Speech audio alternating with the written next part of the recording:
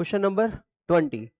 A body of mass 10 kg moving with speed of 3 meter per second collide with another stationary body of mass 5 kg. As a result, two bodies stick together.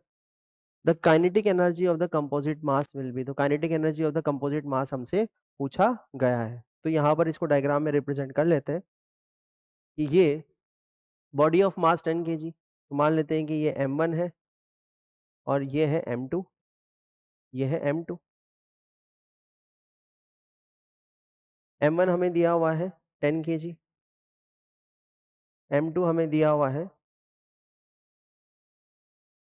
5 kg. ठीक. m1 जो है वो move कर रहा है with the speed of 3 metre per second. तो इसको u velocity मान लेते हैं कि ये u वेलोसिटी से आगे जा रहा होगा m1 मास. तो u1 या u इज इक्वल टू ये कितना हो जाएगा 3 मीटर पर सेकेंड. और ये जो सेकेंड मास है जो कि है स्टेशनरी, रेस्ट पर है, इसको हम लिख देते हैं ये रेस्ट पर है. आफ्टर द कॉलिजन सिचुएशन क्या होती है? As a result of the collision the two body stick together. दोनों बॉडी जो है वो स्टिक हो जाती है टुगेदर, एक साथ चलने लगती है. ये दोनों को मैं कंबाइन बना रहा हूँ और इसको मैं लिख रहा हूँ m1 plus m2. m1 plus m2 combine हो गया और मान लेते हैं कि ये v स्पीड से आगे बढ़ रही होगी. तो हमें क्या पता करना है? Kinetic energy of the composite mass. इस कंपोजिट मास की काइनेटिक एनर्जी हमें पता करके दिखानी. तो हम जानते हैं कि काइनेटिक एनर्जी की जो कंपोजिट मास की जो काइनेटिक एनर्जी होगी वो कितनी होगी? K E is equal to half, ये हो जाएगा m1 प्लस m2 का m1 plus m2 into V square, half M V square. अब यहाँ v जो है वो अननोन है, v हमें पता नहीं है, इसलिए इसको इक्वेशन नंबर नाम दे देते हैं. अब यहां से हम देखते हैं कि ये है हमारा कॉलिजन की सिचुएशन. हॉरिजॉन्टल डायरेक्शन में नेट एक्सटर्नल फोर्स इस सिस्टम के ऊपर m1 प्लस m2 जो सिस्टम हमने लिया है सिस्टम के ऊपर क्या है?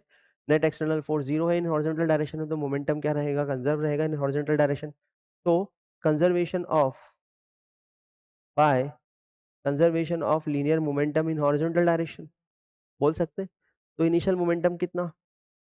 m1 u plus 0 is equal to ये हो जाएगा m1 plus m2 into we.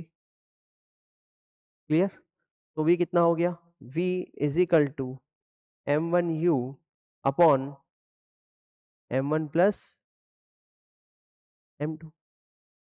इस स्पीड से जो है वो ये कंबाइन मास चल रहा होगा.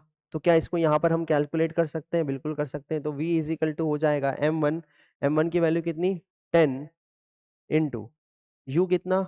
ये हो जाएगा 3 divided by m1 plus m2 यानी कि 10 प्लस 5. तो v कितना हो गया? 30 divided by 15 is equal to 2 metre per second. तो ये कंबाइंड मास जो है वो 2 मीटर पर सेकेंड से आगे की तरफ मूव कर रहा होगा आफ्टर द कॉलिजन. तो हम लिख सकते हैं इक्वेशन नंबर 2. तो kinetic energy comes out half m1 plus m2 यानी कि कितना हो जाएगा? 10 plus 5 into V square means 2 का स्क्वायर. तो kinetic energy is equal to half into 15 into 4. ये कट गया 2 टाइम्स. तो काइनेटिक एनर्जी कितनी हो गई? ये हो गई 30 जूल.